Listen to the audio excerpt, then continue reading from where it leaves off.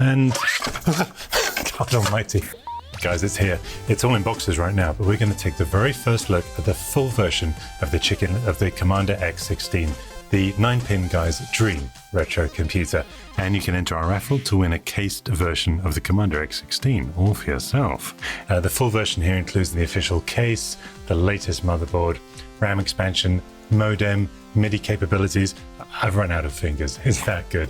So I hope you're ready to go commando with me as we look at the Commander X16 here on Retro Recipes and see if it really is the chicken that laid the olden egg. That's the egg right there. I know you like eggs. All right, we'll go and have an egg. Come on. Welcome. Metro Recipes. Okay, so before we get unboxing and explore all of this, there's a few things to talk about, and they're kind of interesting. I was part of the team that helped bring this to the final realization that we're going to see here today.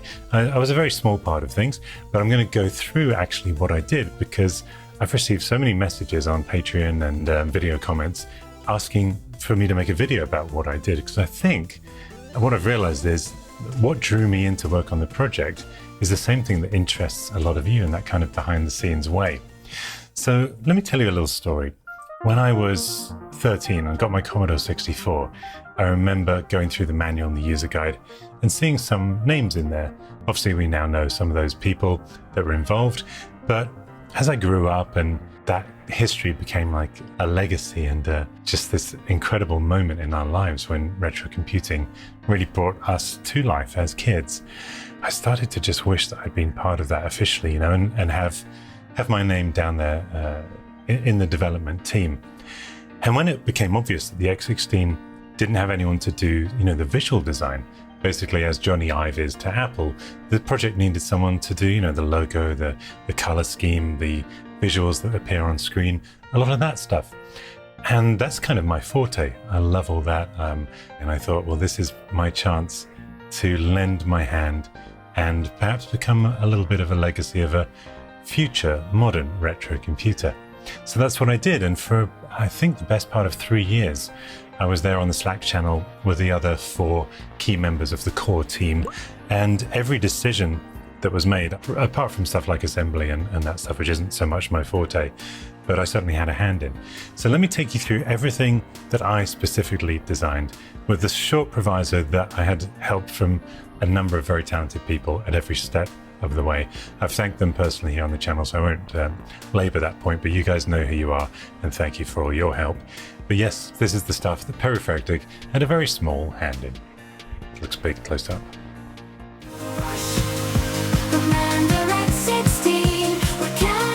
This is very nearly what the Commander X16 looked like. I designed some digs for the board to live in, actually a nice tall ATX case to allow for spacious use of the X16's 4 expansion slots, with a roomy front yard to allow for user mods at the front there, like adding a disk drive. And after a lot of searching and maybe a little sweet talking, I found a stock case that I modded only slightly, keeping the total cost down to around $30 per case. And you might share my fun in looking back at some of the earlier concepts of the machine, and indeed some of the case concepts for what are going to be the later, smaller iterations of the machine as well. Still kind of quite like those. Now initially David proposed, no, he didn't propose to me, he proposed naming the computer the Commander 16 or the C16, but given the existence of a well-known other C16, I suggested X16 instead, and it stuck. To match that, I settled on a butterfly logo, partly inspired by a massive butterfly migration here in California at the time, but also for me symbolizing the rebirth of 8-bit computing today through this machine. And of course, a PETSCII keyboard was also needed, which I sourced from PERIFAX, no relation, and helped design the PETSCII artwork that's on the keycaps there. Now inside the case is where the genius of the rest of the team really comes into play, but I did help a little with the logo placement, the color of the PCB, and other details to make sure it was as visually appealing and ready for its close-up inside and out. I also embarked on creating a detailed spiral-bound user manual introducing Puppyfractic as the guide dog, pun very much intended. Now, the manual swelled to around 120 pages under my pen, requiring a more programming-savvy individual to complete it. I regret using a pen in hindsight. Either way, my hope is that the team, perhaps with community support, will finalize it. Oh, and I also designed some rather snazzy cover art, which I also hoped would appear on the X16 box, but as it hasn't yet been used by the team, I think it's high time that we reveal it to the world today. So stay tuned, because I'm going to do that in just a few minutes' time. And then came the Commodore BASIC saga. With Commodore BASIC out of reach and unable to license, the team was nearly set on reinventing the wheel. And by that I mean rewriting their own version of BASIC. Well, not on my watch. So a chat here and a handshake there with Clauento, and voila, the X16 was officially speaking Commodore BASIC, meaning it can actually run many Commodore BASIC programs today.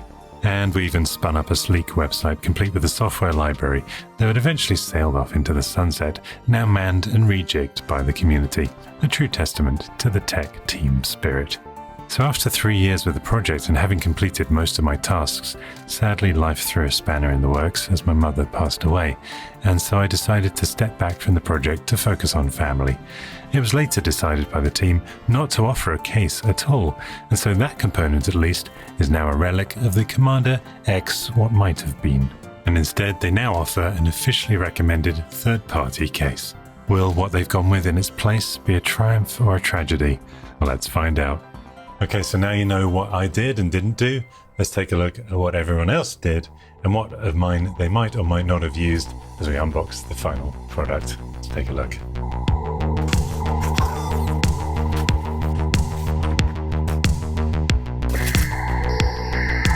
Very nice. Yeah, no relation. And as with everything on this board, it supports PS2. And this is our Pico power supply, ATX format. And this is our power supply for the power supply. Of course, I'm in the UK, so I'll be using this one. Oh, wait, no. And this is the Peri board. Some relation.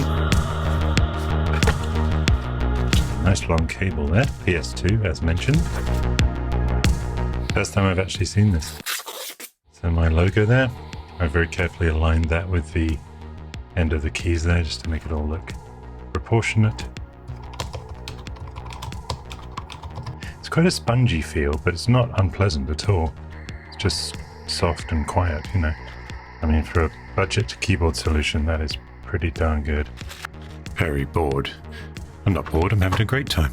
Now, one thing I'm noticing is the keys are the print is slightly lopsided. Can you see how there's more space above the K than there is above the S? But again, this is an incredibly good value keyboard. Now I should add that you can't really use this effectively with a Commodore 64 emulator, plugging it into, you know, your PC or Mac. The reason for that is on the Commodore 64, the locations of the PETSCII are hard burned into the kernel. So we have no flexibility on where those PETSCII actually go. To give you an example of that, this is a product I've been beta testing that I created. It's called the PETSCII board. In fact, it's called the Chickenlips PETSCII board, and it is a full Commodore 64 Vice emulator keyboard.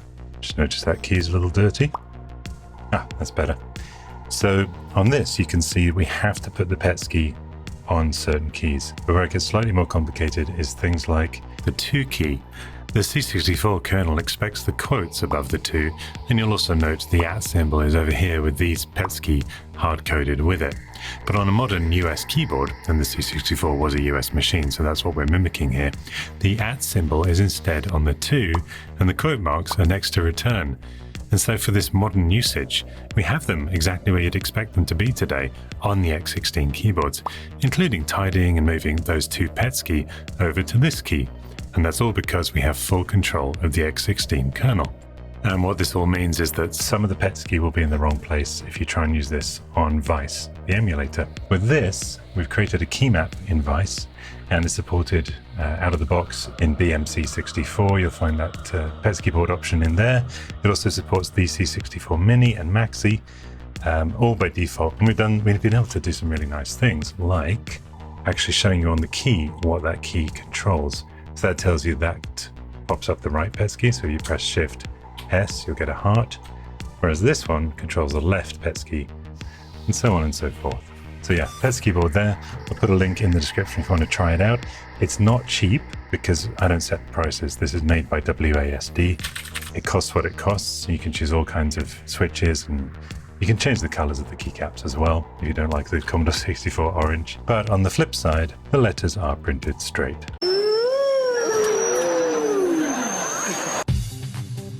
Ah, angels sing. Okay. Interesting. Okay.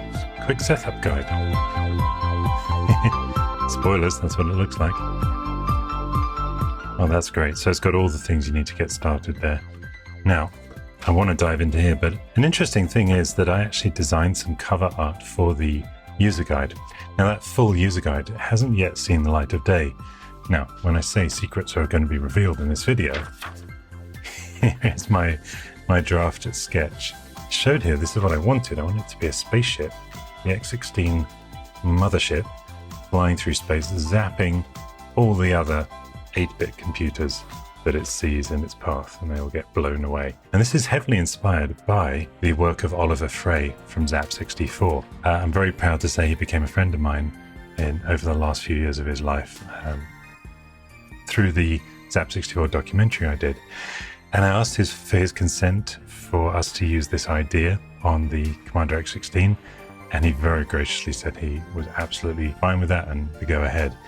And I'm going to now reveal to you what the final version looks like. This has never been seen, and I hope one day it'll be available on the user guide and in other places, maybe on the box for the computer, but here it is.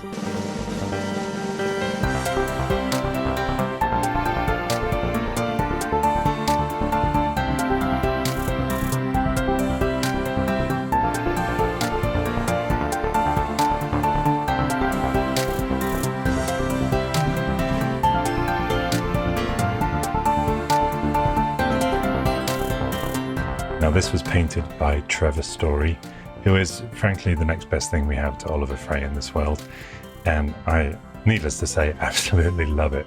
David Murray loved it as well, so I'm hopeful it will still see the light of day. For now, because I know some of you are going to love it and want to kind of embody it or wear it even, David said it's fine if I make some t-shirts available. It's all yours to buy, and if you want to show off your love for the X16 through fashion, now's your chance. Okay, so that's the cover and the user guide explained. Now the big moment. Ooh. Ooh. I like chips. Interesting. So I think that is the VIA chip for the user port, because it has an optional user port. Those are RAM chips, and then you've got some micro switches or something for the user port. And I think you can actually order those as options on the website. So very kindly included in my package here. And don't worry, I am grounded today. In fact, I'm feeling really grounded. Hey, look at that, guys. That is really beautiful.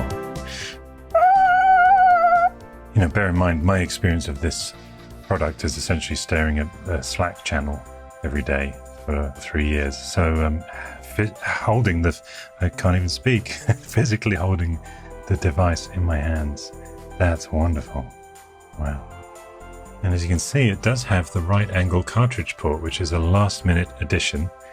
Now, funny story, I fought for us to have a right angled cartridge port, and lo and behold, I got my wish. I can't wait to put it in the case. And we got some names here, so I should be here. Right, moving on. Let's take a tour of the board. We'll start in the heart with the CPU.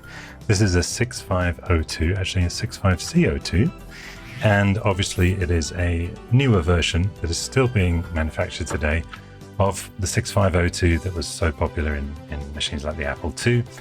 Now, this runs at 8 megahertz, so it's not going to win any awards for speed. It's more about just reliving the glory days of those 8-bit computers than racing through processing tasks and stuff for you. And let's move over to this corner next. This is the system ROM. Essentially, you could think of that as your kernel, and that very much is tied directly to the RAM. So here's the interesting thing about this. The 6502 only allows 64 kilobytes of RAM. It's still a very simple chip. So what this does, you'll notice we've got these expansions up to, 2 megabytes of RAM if you fill all these up. But it uses a very clever banking system. I think these are, actually yes, it says it there, memory I/O decoding and ROM-RAM banking. What's happening here is the RAM, 64 kilobytes at a time, is being banked into the CPU, used as needed, and then banked back in the upper RAM. So this processor is only ever seeing the 64 kilobytes that essentially is being banked into it at a time. So that means you can have a computer that's still absolutely 8-bit at its heart, right there, but use modern amounts of RAM. I mean, 2 megabytes isn't exactly huge, but that's how that works. So we will just fill these up.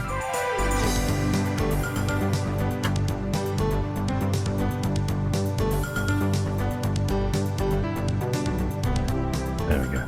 And next to the RAM, we've got the Yamaha sounder chip, the YM2164.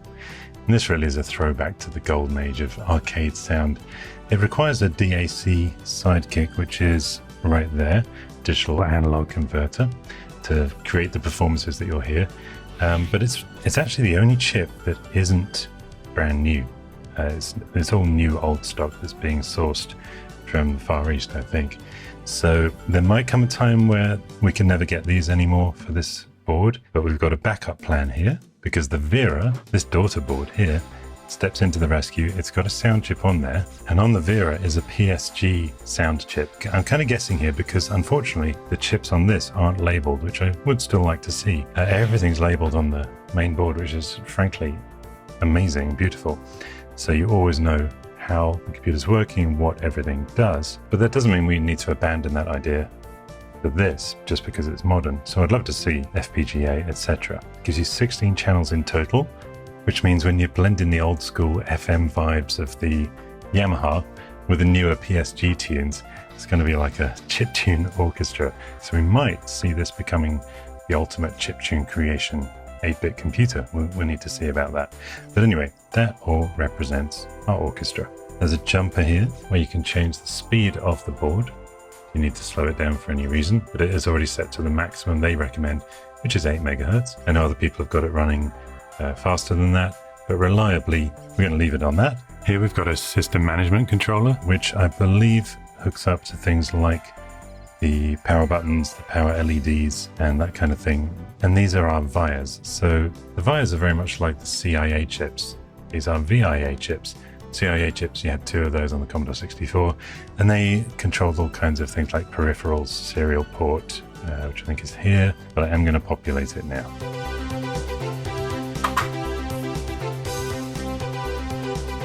And then we have the rest of the expansion ports here. And again, every pin is labeled for you. And again, everything on the back is labeled as well. And finally, let's take a look at those peripherals where they all plug in. You've got PS2 for keyboard and mouse, audio output, gamepads, Super Nintendo, VGA output there, also supports RGB, I believe, S-video output, composite output, SD card slot, and this acts as device 8, just in Commodore Basic, just like the Commodore 64 disk drive did. So again, instantly familiar there. I even designed up a disk label standard for your SD cards for anyone releasing commercial games to adopt. Sadly, it wasn't meant to be, but I'll put a link in the description for you to download those labels if you want to use them on yours. And there's our serial IEC port. I think you can actually plug in a Commodore 1541 disk drive to there. And I've forgotten one huge thing, which is the rest of the VERA itself and why the VERA exists. But a few people have had their pitchforks up in arms, literally in their arms, about this, because it's not 8-bit and it's got one tiny little FPGA on it. But here's the reason for its existence. Look at this. This is Randy Rossi's Kawari VIC-2 chip replacement, okay? Plugs in the Commodore 64 VIC-2 port there, gives you a mini HDMI out, and yeah, it's run by an FPGA. Well, no one's moaning about that because it's the only way we've got to replace the VIC-2 graphics chip. Similarly, when I built this is the world's first 100% new Commodore 64 with new keyboard, new keycaps, new motherboard, new everything. But it's got inside there, you can see the JCIA chips. and got a JCPU as well. See that in there. And they all run on FPGAs as well. Even the replacement PLA chip runs on an FPGA, even the SID chip. Everything is FPGA, because it's not possible today to create these chips in any kind of budget-friendly way. So what do they do when they needed a graphics chip for this, but they wanted it to offer a little more power than the Commodore 64, because otherwise just use a Commodore 64, right? So the idea of this computer is to bridge the old and the new. Everything is 8-bit. Everything is easy to understand how the computer works. The graphics, just like the Commodore 64 replacement VIC chips, do run on FPGA, but they're still limited, and that's the crucial thing. Yes, you get 128 sprites and a palette of 4096 colors, but that's it. You can't have as many colors as the Amiga, for example. It just gives you a way to give it a video chip, but while you're at it, make it a little more powerful, and suddenly you got a machine with, an 8-bit machine with 16-bit tendencies, and that's why I always thought that's why we called it the Commander X16. A bridge between the old and the new, literally living up here on a little bridge. Now I think we should start putting it together, ready to put it in the case, which I'll show you in a second.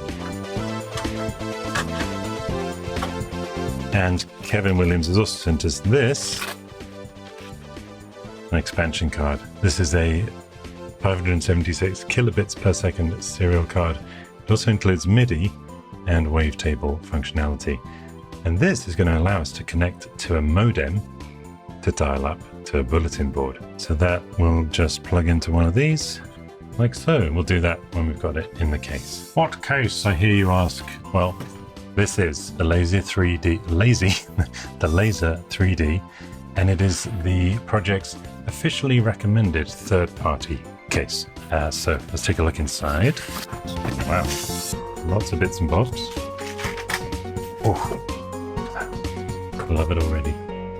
Oh yeah, look at this. Gonna need a bigger studio. Wow, love it. I kept the slanted design that I came up with for our original case, and then they've followed those angles, which I really like.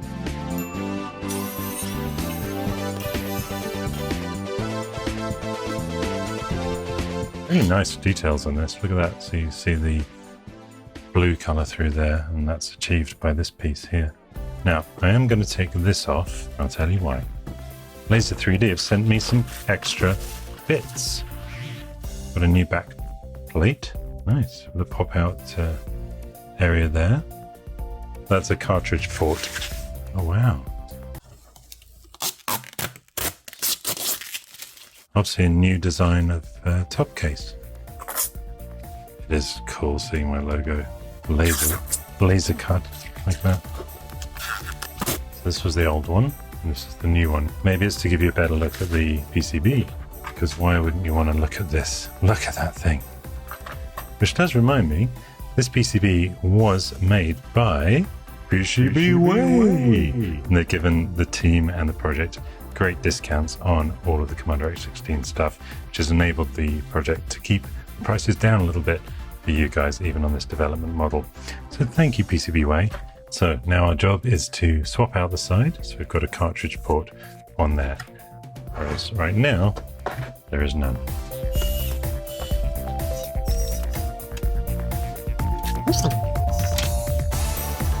All right, so this will never be used again. And I'm going to be raffling this off in a special... No, I'm just kidding. But what is no joke is I am raffling off a full Commander X16, including this, the unofficial, but still unofficial, officially recommended unofficial case. It's got a prize value of, I don't know, something like $500, I suppose. You can enter the raffle at bit.ly/winx16. Good luck. And let's fill that cartridge port with an X16.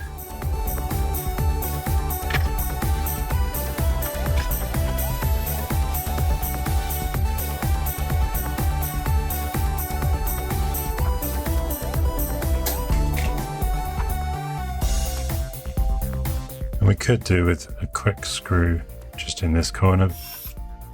So this one on the left is the power button, and this one is the reset button. So then I'm going to put power switch from the reset button into reset butt. We've got power LED plus and minus. I think that's going to be for our hard disk drive light, an HDD LED plus. Maybe they can tidy that up in the future and just make the labels match. Alright, let's tidy those up. Now they're in.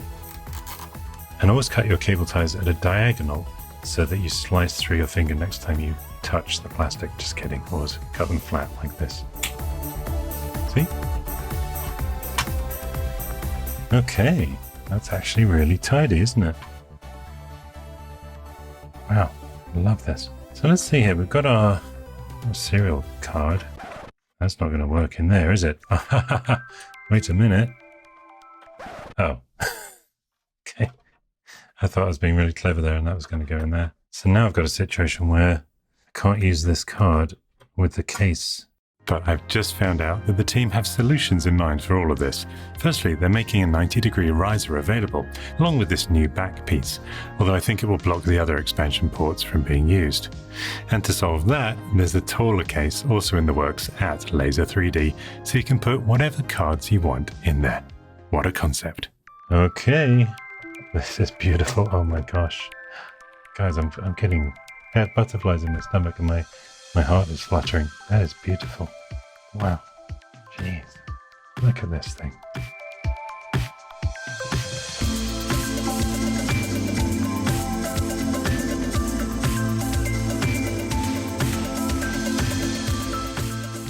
But now I'm reading Ladyfractic, the Very Hungry Caterpillar book, where he turns into a beautiful butterfly at the end.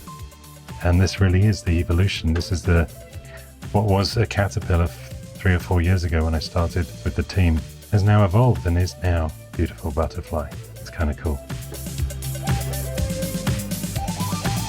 I can't stop looking at it. It is a thing of beauty, isn't it? I might actually use the modem and try and get online to a still running BBS using dial-up. So that's all coming up in the future.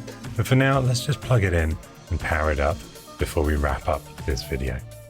In a world of binary, the screen comes alive, a retro revolution taking us for a ride. Introducing Commander X16, the future's crystalline with every chip designed. This machine's a dream.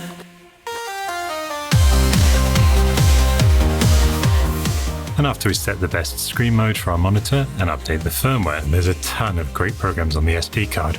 But rather than exhaustively go through everything, I think there's 3 that sum up all of the audio-visual treats the machine offers.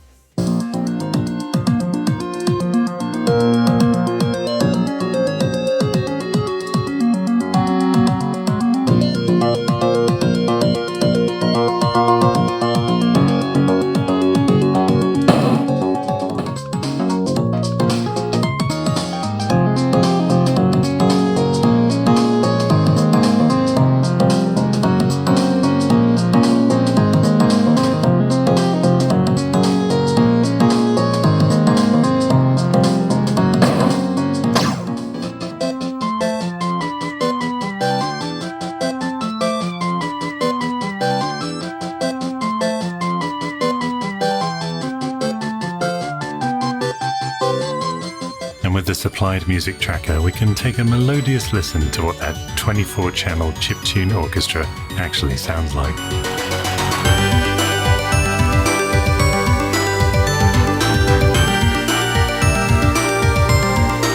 Well, let me know what you'd like to see when we revisit the machine. Maybe dialing into a BBS, as mentioned, or how about a nice game of chess?